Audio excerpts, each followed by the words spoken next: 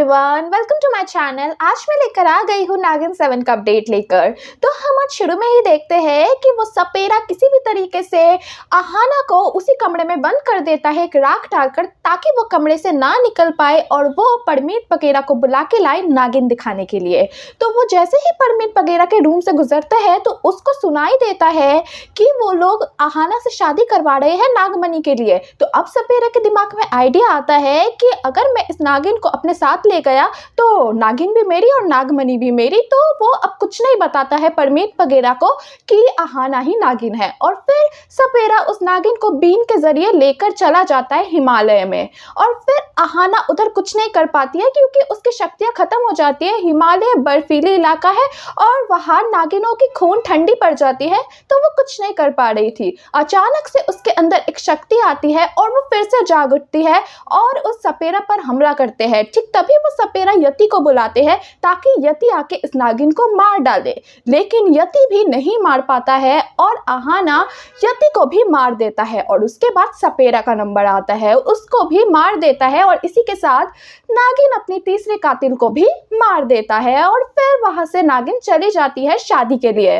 दूसरी तरफ हम देखते हैं कि जैसे ही भड़नी को पता चलता है कि आहाना गायब है तो वो आहाना का रूप लेकर उधर ही आ जाती है और शादी के मंडप में बैठ जाती है। फिर जैसे ही भड़नी देखती है कि आहाना वापस आ गई शादी के लिए तो वो कुछ देर वॉशरूम के बहाने निकल जाती है और ठीक तभी लाइट्स ऑफ हो जाती है। और फिर भड़नी और आहाना अदला बदली कर लेते हैं और हम उधर देखते हैं दूसरी तरफ परमीत पगेरा भी विक्रम को बेहोश करके साइड में लेके जाते हैं ताकि यहाँ पे आर्यमन बैठ जाए दूल्हा के रूप में और ये शादी आर्यमन से हो जाए, क्योंकि परमीत पगेरा को लगता है कि विक्रम के पापा उन्हें धोखा देने वाले हैं और नागमणि लेकर अकेले ही भाग जाएंगे हमें मगरमच्छ के पेट पे छोड़कर।